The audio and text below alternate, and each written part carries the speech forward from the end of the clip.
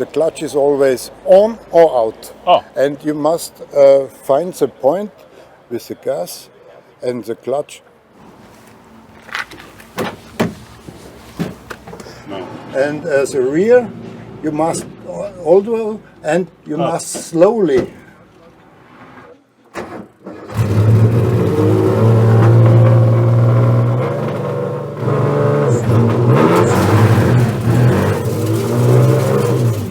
Brake. And now brake.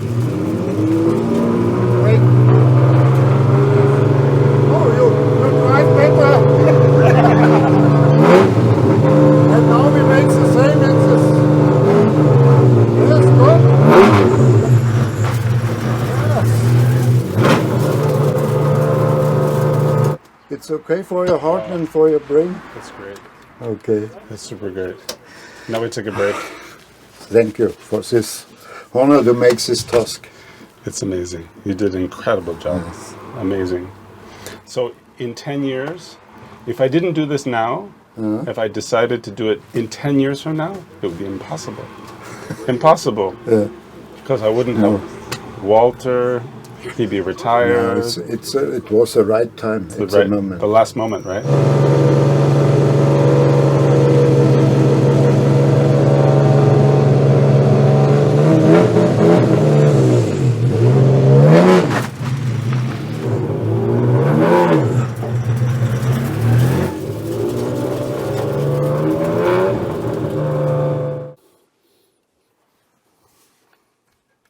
Yeah.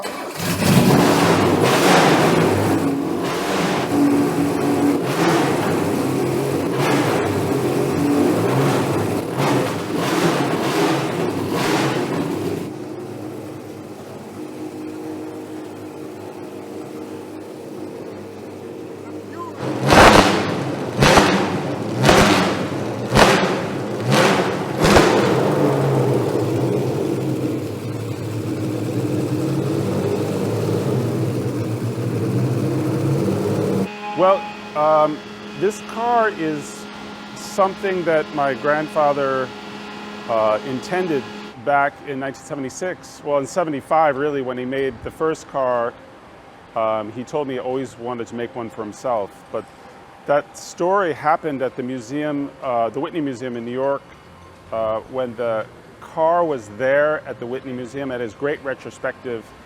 And it was the first time I saw the car. So I was a kid, and imagine a kid that sees his grandfather's race car for the first time. It was super thrilling.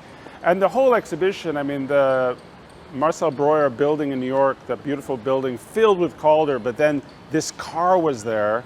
And because the car was in Europe and I was in New York, I didn't even know about the project because my grandfather did hundreds of projects all over the world. And I just happened upon a car painted by my grandfather at the Whitney Museum, and it was all so overwhelming, really. And I said to my grandfather, let's start the car, let's hear the engine roar. And he thought that was very funny. It was inside, of course, so he thought that was very funny that I wanted to start it and hear the sound, because the sound is amazing. And so he told me then that he wanted to make one. He wanted to make his own artist proof of the car, and just to have it. I don't know, like, was he thinking he would drive it around? I have no idea. But unfortunately, he passed away just 2 weeks after that. And now we have the chance with BMW, with their,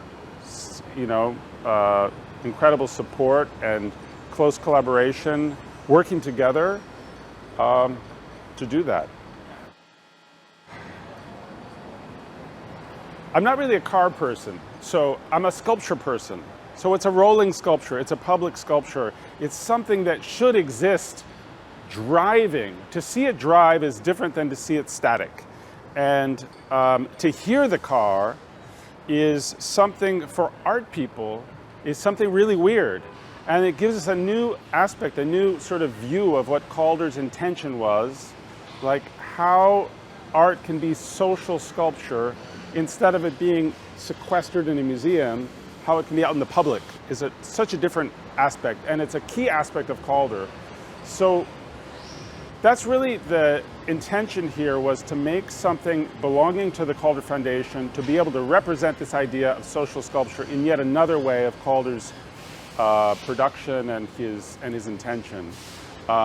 So I was hoping that we could execute the artist proof with great attention and authority, but also tremendous originality. I had no idea that BMW would be able to craft something with, I mean, I'm shocked. You put the cars together, there's no way to tell which one's which. Honestly, it's just incredible, totally incredible. And even, you know, it begins with a vintage car. People don't really understand. They think we built it from zero, but no, we began with the original vintage car, just like the race car. A 1974 CSL, pulled off the production line, was made into the original Calder race car. And so we used a 1974 CSL to produce the car. So the original project came out of a different project. So the project began with an airline company asking my grandfather to paint an airplane. And today that sounds normal, but in 1972, the plane was painted in 1973.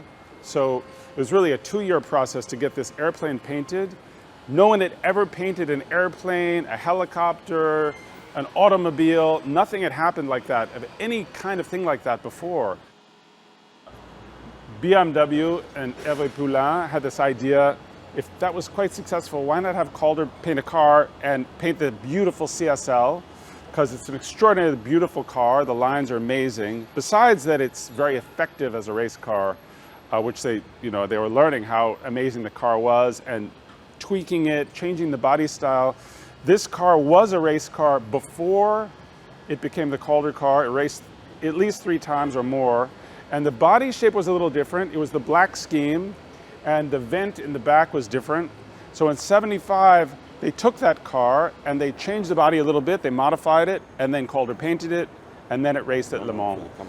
Always wins /artist. Yeah.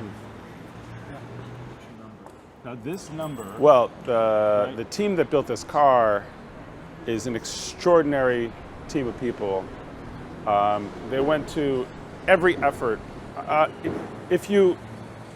The car will never be next to the other car ever again, probably. We only had them together once in their lives as finished cars, and we had a chance to examine them, and totally extraordinary. If you look inside the car, you'll see that up on the roll bar is a sensor. The sensor comes from airspace sensors technology, but it's an old vintage sensor, so they had to find that original sensor. It's the real sensor. It's not a digital reproduction. It's not a 3D print. It's the actual sensor, the same sensor.